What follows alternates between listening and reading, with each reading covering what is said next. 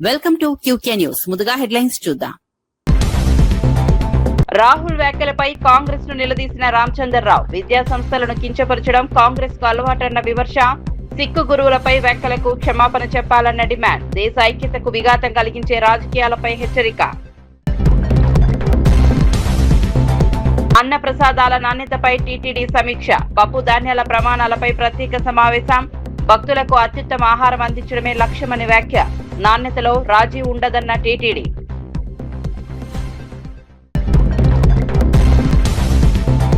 శ్రీధర్ బాబుకు కవిత ఘాటు హెచ్చరిక. రాజకీయాల్లో హుందాతనం పాటించాలని సూచన. ప్రజా సమస్యలపై దృష్టి పెట్టాలన్న కవిత. తెలంగాణ ప్రజల తీర్పే అంతిమమని వ్యాఖ్య.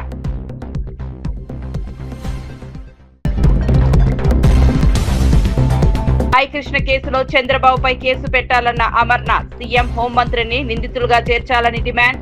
లాకప్ డెత్ కేసులో ఆధారాలు మాయం చేశారన్న ఆరోపణ. సిబిఐ దర్యాప్తు జరిపించాలని విజ్ఞప్తి.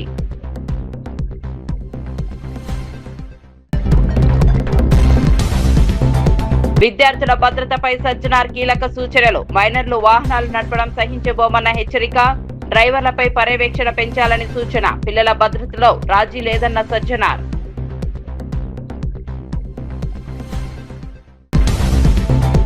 వార్త వివరాల్లోకి వెళ్తే, విద్యా వ్యవస్థపై కాంగ్రెస్ నేత రాహుల్ గాంధీ చేసిన వ్యాఖ్యలు, సిక్కు గురువులపై పంజాబ్ ముఖ్యమంత్రి చేసిన వ్యాఖ్యలను తెలంగాణ బీజేపీ నేత ఎన్ రామచంద్రరావు తీవ్రంగా ఖండించారు. హైదరాబాద్ లో నిర్వహించిన మీడియా సమావేశంలో ఆయన మాట్లాడుతూ, దేశంలోని ప్రతిష్టాత్మక విద్యా సంస్థలను కించపరచడం కాంగ్రెస్ కు అలవాటైందని విమర్శించారు. సిక్కు గురువుల చరిత్ర, వారి త్యాగాలను అవమానించేలా మాట్లాడడం అత్యంత బాధాకరమని పేర్కొన్నారు. సిక్కు సమాజ మనోభావాలను దెబ్బతీసేలా చేసిన వ్యాఖ్యలపై పంజాబ్ ముఖ్యమంత్రి వెంటనే క్షమాపణలు చెప్పాలని డిమాండ్ చేశారు. దేశ ఐక్యతను దెబ్బతీసే రాజకీయాలకు ప్రజలు తగిన బుద్ధి చెబుతారని హెచ్చరించారు. భారతీయ సంస్కృతి, మతపరమైన విలువలను కాపాడడం ప్రతి రాజకీయ నాయకుడి బాధ్యత అని రామచంద్రరావు స్పష్టం చేశారు. The education system should be in a different pattern when competing with the world. And today, Mr. Modi's education policy is in that direction. Mere criticism on the education system of the country will not stand, and it is not tenable also, because Congress itself has spoiled the education system in the entire country. They tried to anti-Indianize it. They tried to, in fact, make the people study under the urban Naxals who are supposed to be the main academicians, and then so therefore they have always neglected the nationalist point of view in academics. So now I think slowly the people and the students are going towards nationalistic point of view, and just because certain elements who are against Indianization of the education, against the nationalistic thinking of the education, are opposing it, and Rahul Gandhi supporting them without any thinking over it. So I think Mr. Rahul Gandhi should understand first that the education system is now changing as per the need of the world and international standards. BJP party destroyed TMC and now Shiv Sena, Uday Thackeray party, and recently the SP party. In Maharashtra, they are giving security to the MPs. Security has to be provided to the people who have a threat from their own party because of their differences with the leader. Because the life of any person, even a small citizen, is very important, and therefore when the MPs have their threat from their main party leaders and they threaten them, so naturally they seek security, and providing them widespread security by the state is a must, because they have been threatened, and to protect them is a duty of the state. BJP party has started main game in UP also. They are targeting SPM. In fact, the breaking of the parties of either it be TMC or UBT or whatever it may be, they are falling on their own weight. BJP has nothing to do with it. In fact, these people are having their own differences, and now it are coming to fore, and every person is now looking after their political future. And when they see that their leaders are actually not having people support, so definitely there will be a disturbances in their own party. So what is all happening in their parties, it is their business, it is their internal affairs, and they are falling apart because of their own follies and under their own weight. Being a same community, the Punjab CM Man is commenting on Sikh gurus. The religious sentiment of any religion has to be respected. And Mr. Man, who is from Punjab, he is also Punjab CM. He had heard the sentiments of Sikhs largely in Punjab. So therefore, the entire Sikh community in Punjab are unhappy with him for his comment on Guru Sahiban. So therefore, he should either apologize or he should tender resignation because of such a insult to the religious leaders in Punjab. Today Rahul Gandhi is birthday LFP leader. Mr. Rahul Gandhi's birth. Andhra Pradesh DSC నియామక ప్రక్రియలో తీవ్ర అవకతవకలు జరిగాయని వైఎస్ఆర్సీపీ రాజ్యసభ సభ్యుడు YV Subbareddy ఆరోపించారు. ఢిల్లీలో మీడియాతో మాట్లాడిన ఆయన కూటమి ప్రభుత్వ హయాంలో జరుగుతున్న డిఎస్సీ వ్యవహారం దేశవ్యాప్తంగా సంచలనం సృష్టించిన నీట్ పేపర్ లీక్ కంటే పెద్ద కుంభకోణమని పేర్కొన్నారు. లక్షలాది మంది నిరుద్యోగ యువత భవిష్యత్తుతో ప్రభుత్వం ఆటలాడుకుంటోందని విమర్శించారు. డిఎస్సీ ఎంపికల్లో పారదర్శకత లేదని, అర్హులైన అభ్యర్థులకు అన్యాయం జరిగిందని ఆరోపించారు. ఈ మొత్తం వ్యవహారానికి బాధ్యత వహిస్తూ విద్యాశాఖ మంత్రి నారా లోకేష్ తన పదవికి రాజీనామా చేయాలని డిమాండ్ చేశారు. నిరుద్యోగుల నమ్మకాన్ని దెబ్బతీసే చర్యలను ప్రజలు గమనిస్తున్నారని వైవి సుబ్బారెడ్డి అన్నారు. స్పోర్ట్స్ కార్పొరేషన్ వీటి ద్వారానో సర్టిఫికేట్లు ఇప్పించి దాని ద్వారా స్పోర్ట్స్ కోటా కింద రిక్రూట్మెంట్ చేయడం జరిగింది. ఇన్ని అవతవకలు జరిగి నిరుద్యోగ యువకులు, అర్హులైన నిరుద్యోగులు ఎంతో మంది ఉద్యోగ అవకాశాలు కోల్పోయే పరిస్థితి వచ్చి ఈరోజు కోర్టును ఆశ్రయించే పరిస్థితి వచ్చింది. ఇదంతా కూడా ఎట్లా లీక్ అయింది, బయటికి ఎట్లా వచ్చింది అంటే ఈ టెస్ట్ లో డిఎస్సి ఎగ్జామ్ లో ఫస్ట్ ర్యాంక్ వచ్చిన కుర్రోడు జాబ్ రాకపోతే, ఫస్ట్ ర్యాంక్ వచ్చిన కుర్రోడికి యువకుడికి జాబ్ రాకపోతే కోర్టులో వేయటం జరిగింది. కోర్టులో ఈ విషయం బయటపడింది. సో పేపర్ లీక్ అయింది. స్పోర్ట్స్ కోటా కింద ఏ విధంగా అర్హులు ఈ ఫస్ట్ ర్యాంక్ వచ్చిన వాళ్ళు ఉద్యోగాలు రాలా. ఈవెన్ స్పోర్ట్స్ కోటాలో కూడా గోల్డ్ మెడల్ వచ్చిన అతను కూడా ఉద్యోగం రాలా.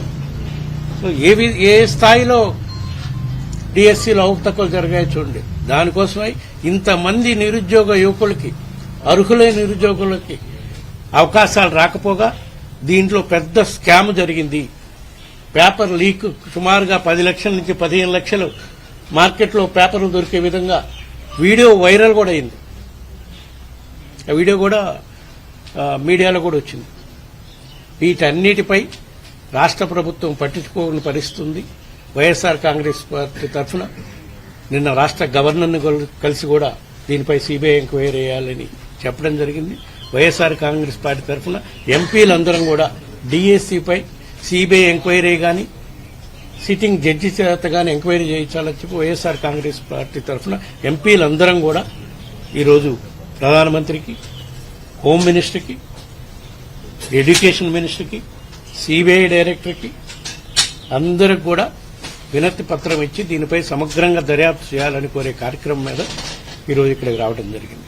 అదేవిధంగా ఇదొక 2 సంవత్సరాల్లో ఇది కేవలం ప్రధాన అంశంగా ఎందుకు చెప్తున్నామంటే ఎంతో మంది నిరుద్యోగ యువకులకి, అర్హులైన వాళ్లకు ఉద్యోగ అవకాశాలు రాకపోగా వాళ్ళకి అన్యాయం జరిగింది కాబట్టి దీన్ని ప్రాథమికంగా తీసుకుని దీనిపై సిబిఐ ఎంక్వైరీ చేయాలి.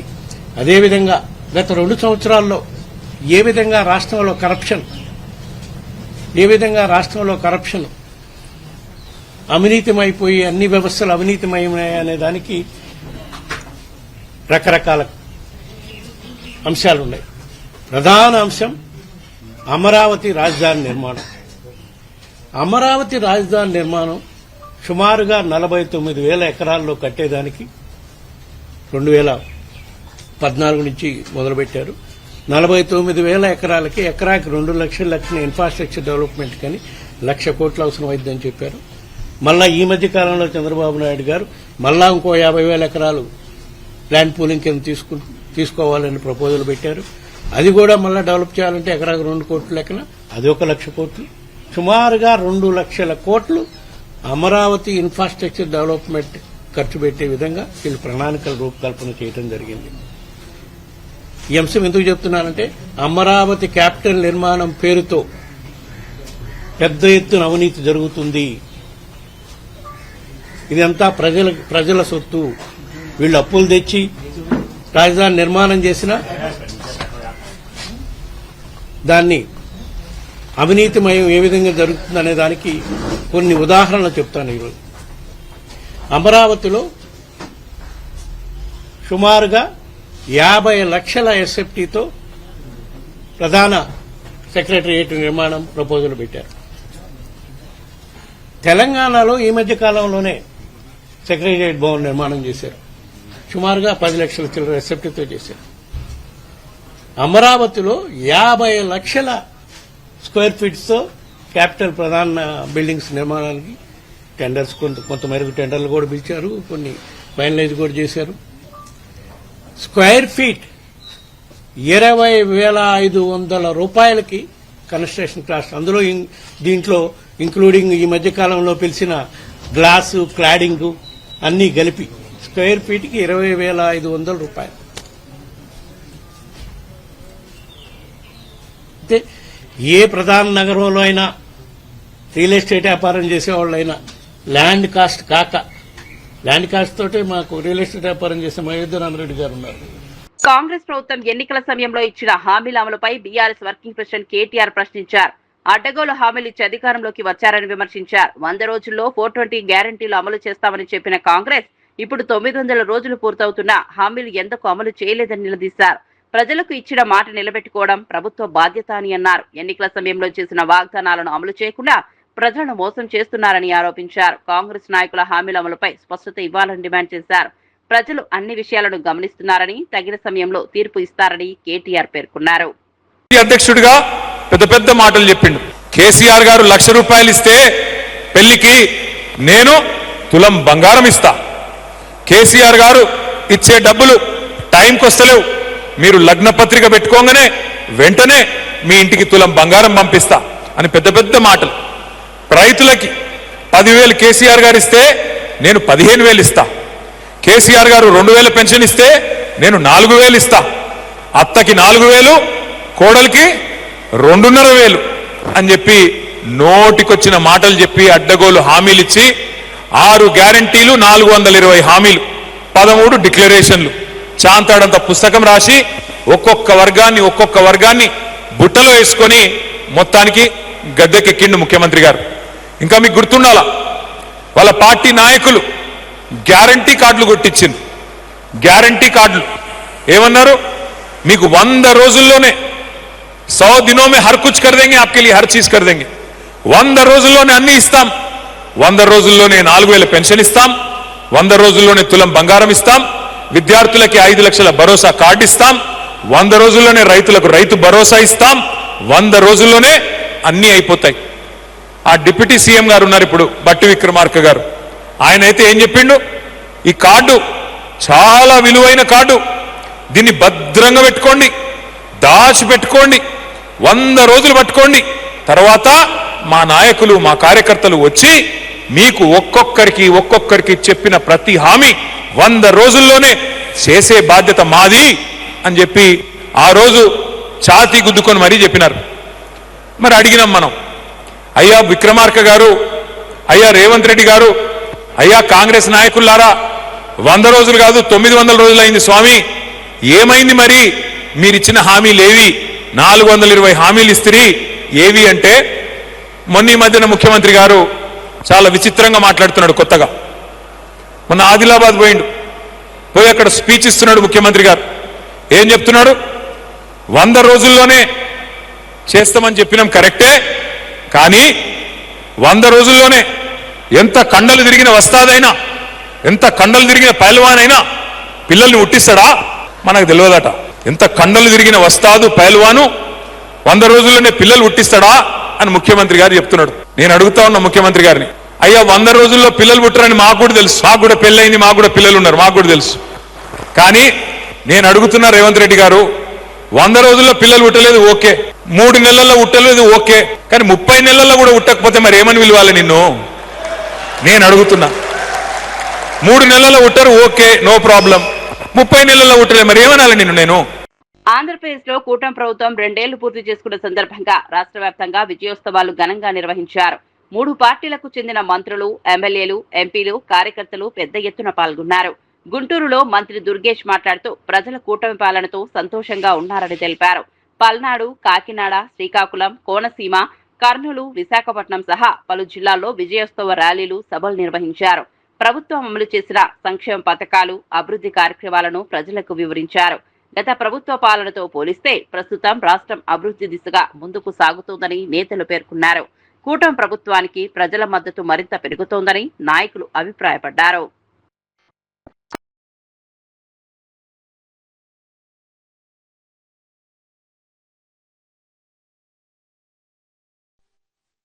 ఆ దుష్ట పరిపాలనకి భిన్నంగా పరిపాలన సాగిస్తా ఉన్నాం. ఈ రాష్ట్రంలో ఎక్కడా కూడా కక్ష సాధింపు ధోరణి లేదు. తప్పు చేసిన వాడు ఖచ్చితంగా చట్టానికి లోబడి ఉండాల్సిందే. శాంతి భద్రతలు కాపాడడం, మహిళల హక్కులు కాపాడడం, మహిళామ్మ తల్లికి అగ్రపీఠం ఇవ్వటం, వీటిని ప్రధానంగా పెట్టుకున్నటువంటి మనం ఈ పక్కనుంటే మహిళల్ని కించపరచడం, వారిని హేళన చేయటం, ఇవన్నీ ఆ పార్టీ యొక్క ప్రత్యేకతలు. చాలా సంక్షేమ కార్యక్రమాలు ఎక్కడా కూడా లోటు లేకుండా చక్కగా జరుగుతూ ఉన్నాయి. మరీ ముఖ్యంగా వినుకొండ ప్రాంతంలో, మాచర్ల ప్రాంతంలో చెరువులు ఉన్నాయి, కానీ చెరువులు పూడికపోయి మాకు వర్షం పడినప్పుడే నింపుకోవాలి, వాటిని బాగు చేస్తే బాగుంటుందని దాంట్లో భాగంగా RRR అని కేంద్ర ప్రభుత్వ స్కీమ్ ఉంది. దాంట్లో 10 చెరువులు ఇక్కడే మనం ప్రతిపాదించడం జరిగింది. వాటిని కూడా మనం శాంక్షన్ చేయించుకోవాలి, వాటి పనులు కూడా చేయించుకోవాల్సిన అవసరం ఉంది. డిఎస్సి నియామకాలపై వైఎస్ఆర్సీపీ తప్పుడు ప్రచారం చేస్తోందని ఎమ్మెల్సీ భూమిరెడ్డి రామ్గోపాల్ రెడ్డి ఆరోపించారు. నిరుద్యోగ యువతలో గందరగోళం సృష్టించడమే లక్ష్యంగా ఆరోపణలు చేస్తున్నారని విమర్శించారు. డిఎస్సిలో ఎక్కడ అవినీతి జరిగిందో నిరూపించాలని పలుమార్లు సవాల్ విసిరినా వైసీపీ నేతలు సమాధానం చెప్పలేకపోయారని అన్నారు. గవర్నర్, ప్రధాని వద్దకు ఫిర్యాదులు చేయడం రాజకీయ డ్రామా మాత్రమేనని పేర్కొన్నారు. బహిరంగ చర్చకు రావడానికి వైసీపీ నేతలు భయపడుతున్నారని ఆరోపించారు. చర్చ జరిగితే వారి ఆరోపణల్లో వాస్తవం లేదని ప్రజలకు తెలుస్తుందని అన్నారు. బొత్స సత్యనారాయణ, వైవి సుబ్బారెడ్డి వ్యాఖ్యలను కూడా భూమిరెడ్డి తీవ్రంగా తప్పుపట్టారు. మీ పాయింట్ ఎక్కడైతే మీరు అనుమానాలు వ్యక్తం చేస్తున్నారో వాటన్నింటిని కూడా నివృత్తి చేస్తామని గతంలో చెప్పాం, ఈ రోజు కూడా చెప్తాం, రేపు కూడా అదే చెప్తాం. కానీ మీరు దానికి పోకుండా బురద తల్లేసి మీరు కనుక్కోమని మాట్లాడుతూ ఉన్నారు. పారదర్శకత లోపిందంటున్నాడు బొత్స. పరీక్షలు పారదర్శకంగా జరిగాయి. మీ బాధంతా బొత్స గారి బాధంతా ఏంటంటే తెలుసా?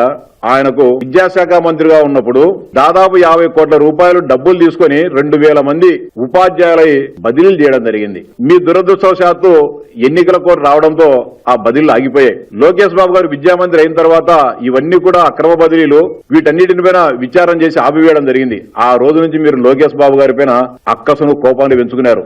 వైవి సుబ్బారెడ్డి గారికి సవాల్ చేస్తానా, ఈ 16,000 మంది ఉద్యోగాల్లో మా పార్టీలో యాక్టివ్ గా ఉన్న ఏ యువకునికైనా యువతికైనా ఉద్యోగాలు వచ్చినట్టు చూపించగలవని అడుగుతాన్నా. నువ్వు నిరూపించగలవు సుబ్బారెడ్డిని సవాల్ చేస్తానా.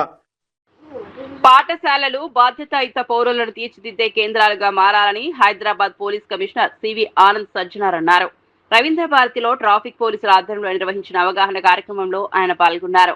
విద్యార్థుల భద్రత, ట్రాఫిక్ నిబంధనలు, మాదక ద్రవ్యాల నివారణ వంటి అంశాలపై పాఠశాల యాజమాన్యాలు ప్రత్యేక శ్రద్ధ చూపాలని సూచించారు. మైనర్లు వాహనాలు నడపడం ఎట్టి పరిస్థితుల్లోనూ సహించబోమని హెచ్చరించారు. విద్యార్థులను రవాణా చేసే వాహన డ్రైవర్లపై పాఠశాలల్లో నిరంతర పర్యవేక్షణ చేపట్టాలని సూచించారు. పిల్లల భద్రత విషయంలో రాజీ ఉండకూడదని స్పష్టం చేశారు. కార్యక్రమంలో GHMC commissioner RV Karnan, traffic joint CP Joel Davis తదితరులు పాల్గొన్నారు. సో అందుకు మీరు ఓన్లీ మనము సంవత్సరానికి నా స్కూల్ చూస్తాను, ఈ అకాడమిక్ ఇయర్ లేదంటే ఏదో రిజల్ట్ వస్తే నా స్కూల్ ఆ ర్యాంక్ వచ్చింది, ఈ స్కూల్ ర్యాంక్ వచ్చింది అనుకోవడానికి లేదు.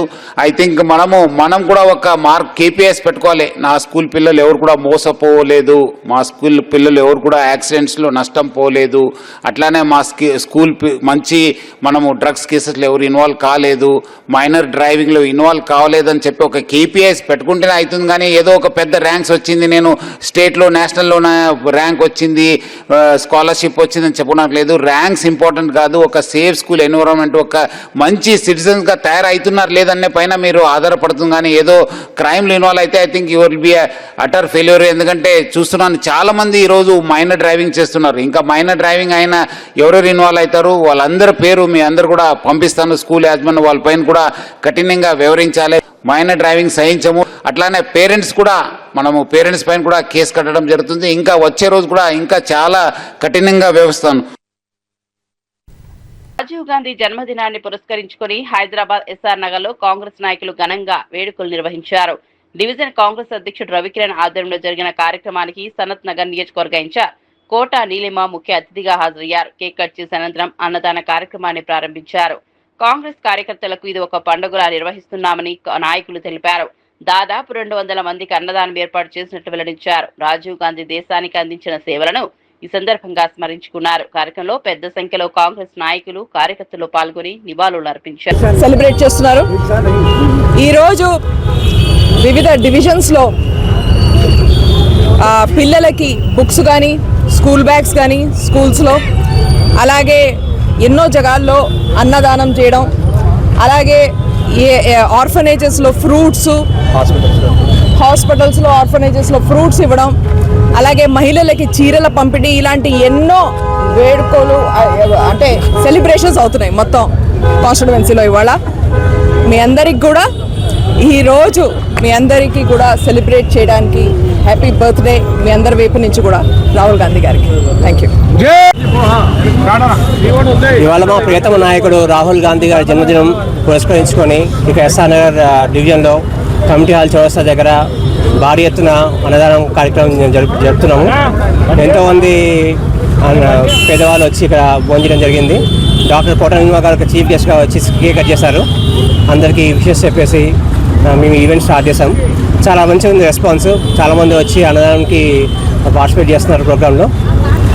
రాహుల్ గాంధీ గారు మన నెక్స్ట్ ప్రైమ్ మినిస్టర్ కావాలని మేము అందరం ఆశిస్తున్నాం. అదే కోరికతోటి ఈ ఈవెంట్ స్టార్ట్ చేసాం. బలంగా మా అందరికి కోరిక ఉంది రాహుల్ గాంధీ గారు నెక్స్ట్ ప్రైమ్ మినిస్టర్ కావాలని. ఖచ్చితంగా మేము రాహుల్ గాంధీ ప్రైమ్ మినిస్టర్ కావాలని మేము ప్రయత్నిస్తాం. మా ఎఫర్ట్ మొత్తం దాని గురించే ఉంటుంది. జై కాంగ్రెస్. 200 మెంబర్స్కి ప్రస్తుతం భోజనం అరేంజ్ చేసాం. పెరిగితే మళ్ళీ ఇంకా చేసుకొస్తాం. మంత్రి శ్రీధర్ బాబు వ్యాఖ్యలకు టీఆర్ఎస్ చీఫ్ కల్వకుంట్ల కవిత ఘాటుగా స్పందించారు. గతంలో తనతో రాజకీయంగా తలపడిన వారు ఎదురు దెబ్బలు తిన్నారని గుర్తు చేశారు. మరోసారి అదే విధంగా వ్యవహరిస్తే వచ్చే ఎన్నికల్లో తీవ్ర ఇబ్బందులు ఎదుర్కోవాల్సి వస్తుందని హెచ్చరించారు. ప్రజల సమస్యలపై పోరాటం చేస్తున్న తమను లక్ష్యంగా చేసుకుని విమర్శలు చేయడం సరికాదన్నారు. రాజకీయాల్లో హుందాతనం పాటించాలని సూచించారు.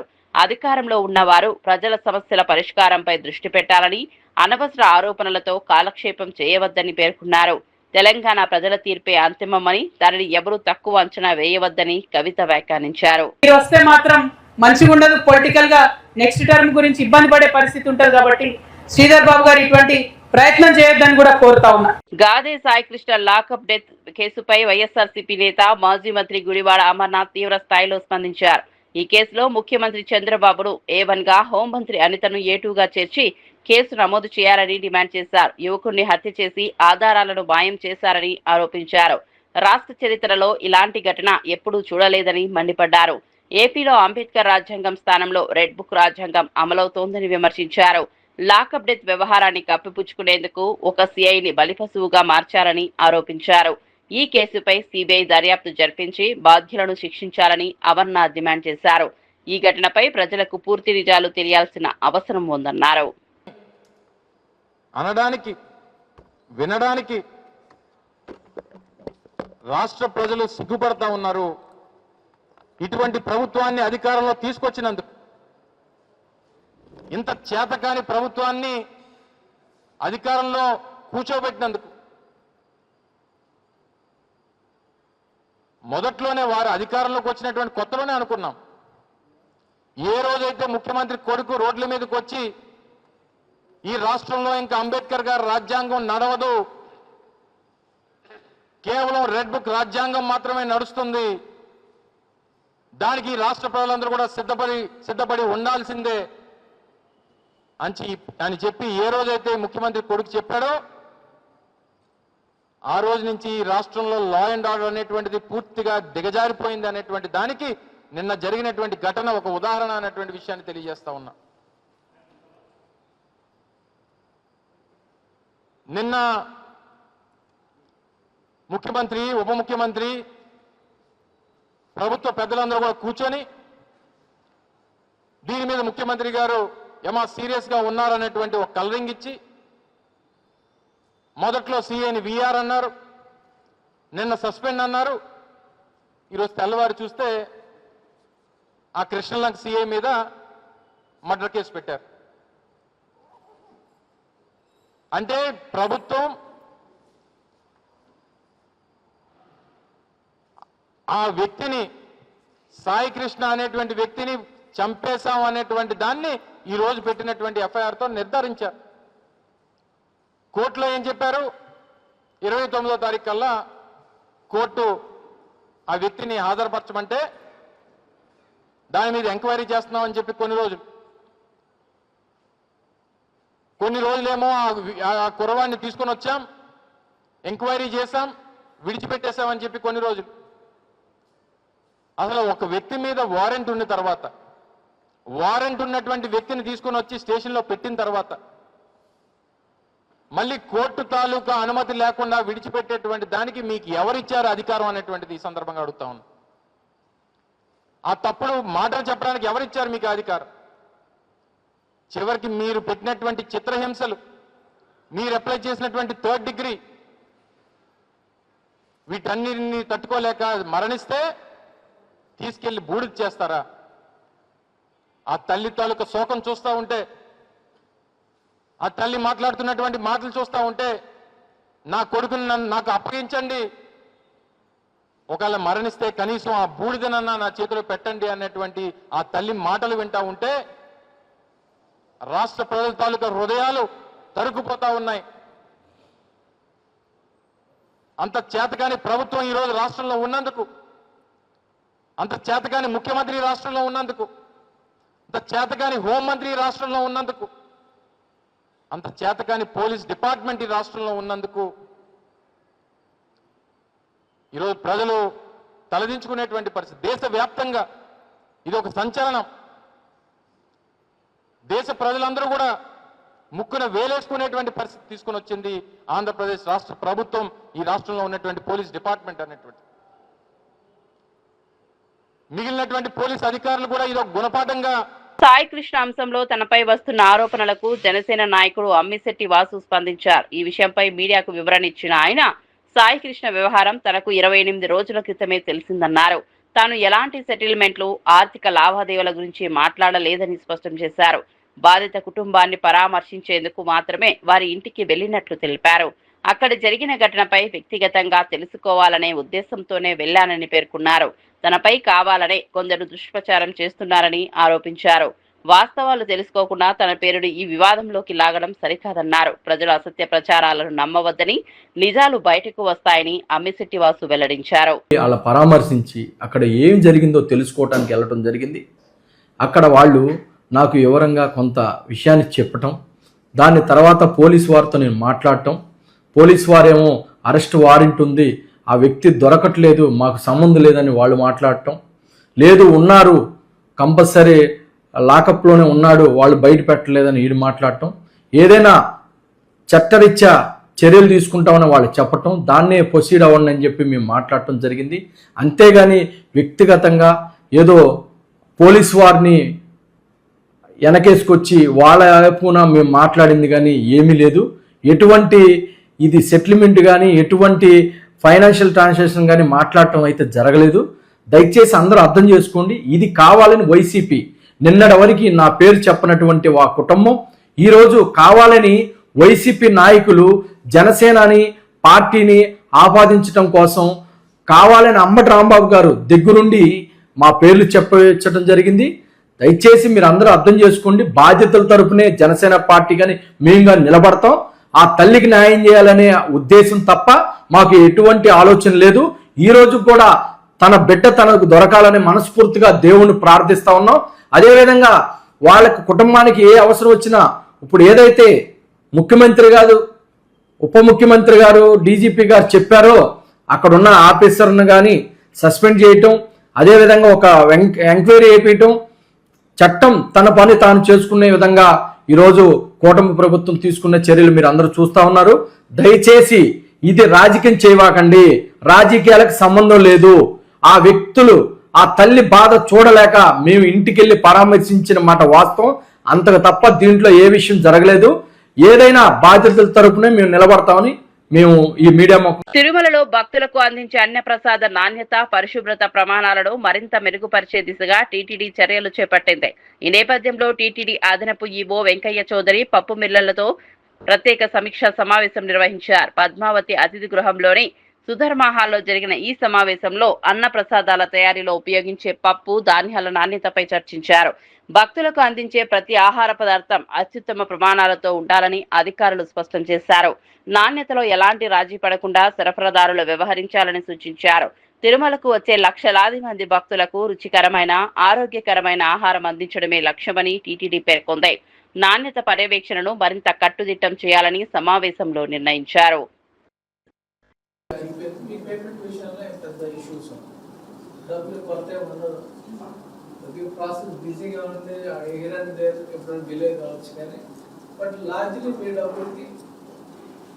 పేమెంట్ అయితే ఇమ్మీడియట్గా జరిగింది.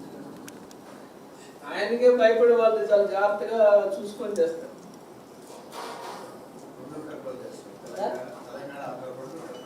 అదొకటి. ఇంకోటి, ఒకసారి ప్రొడక్ట్ డెలివరీ చేసిన తర్వాత మన దగ్గర ఖచ్చితంగా మనం చెప్పగలం నుంచి వచ్చిన ప్రొడక్ట్ అంత బాగాలేదు, క్వాలిటీ మెయింటైన్ చేయాలి అనేది ఆటోమేటిక్గా మా వాళ్ళు చూడంగా చెప్పేసి వాళ్ళు ఉంటారు. మా లడ్డూలు అయితే అది చూడంగా చెప్పేస్తారు, ఆ లోపలికి కూడా వెళ్ళాలని చూసి చెప్పారు. సప్లై ఓవరాల్ మంత్లీ ఎంత వస్తుంది, ఓవరాల్ 3 months కి ఎంత వస్తుంది, ఓవరాల్ ఇయర్ లో ఎంత వస్తుంది అవన్నీ మా వాళ్ళు ఇస్తారు. దానికి సంబంధించి ఒక ఎంఓయూ చేయొచ్చు. ఫస్ట్ ఇమీడియట్ గా లీగల్ గా వెళ్ళాలి కాబట్టి రేట్ని ఎలా డిసైడ్ చేస్తారు. అదే మొత్తం కంటెన్షన్ మనకి లీగల్ గా ఇష్యూ వచ్చేది కదా. We're not buying through a tender process, we're buying through అగ్రివర్చుడు మార్కెట్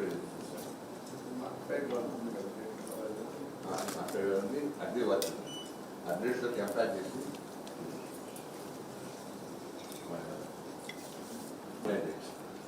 వీటితో రేట్స్ కంపేర్ చేసుకొని వీటి రేట్స్ కంపేర్ చేసుకోవాలి. ఎవరి రేట్స్ పిలిచే రేట్స్ దాన్ని కంపేర్ చేయాలి. ఇంతకుముందు ఎట్లా టెండర్ ఇప్పుడు ఇదే టెండర్ వచ్చిన రేట్స్ చూస్తుంది మన దగ్గర. ఆ రేట్కి బులెటిన్ ముగించే ముందు హెడ్లైన్స్ మరోసారి చూద్దాం. రాహుల్ వ్యాఖ్యలపై కాంగ్రెస్ ను నిలదీసిన రామచంద్రరావు. విద్యా సంస్థలను కించపరచడం కాంగ్రెస్ కు అలవాటన్న విమర్శ. సిక్కు గురువులపై వ్యాఖ్యలకు క్షమాపణ చెప్పాలన్న డిమాండ్. దేశ ఐక్యతకు విఘాతం కలిగించే రాజకీయాలపై హెచ్చరిక. అన్న ప్రసాదాల నాణ్యతపై టీటీడీ సమీక్ష. పప్పు ధాన్యాల ప్రమాణాలపై ప్రత్యేక సమావేశం. భక్తులకు అత్యుత్తమ ఆహారం అందించడమే లక్ష్యమని వ్యాఖ్య. నాణ్యతలో రాజీ ఉండదన్న టీటీడీ.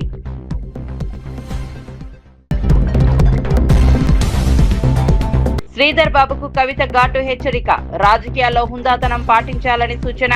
ప్రజా సమస్యలపై దృష్టి పెట్టాలన్న కవిత. తెలంగాణ ప్రజల తీర్పే అంతిమమని వ్యాఖ్య.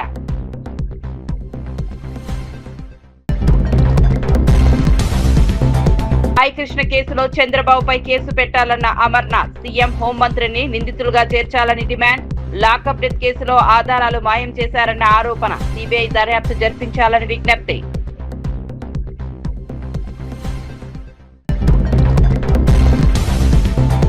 విద్యార్థుల భద్రతపై సజ్జనార్ కీలక సూచనలు. మైనర్లు వాహనాలు నడపడం సహించబోమన్న హెచ్చరిక. డ్రైవర్లపై పర్యవేక్షణ పెంచాలని సూచన. పిల్లల భద్రతలో రాజీ లేదన్న సజ్జనార్.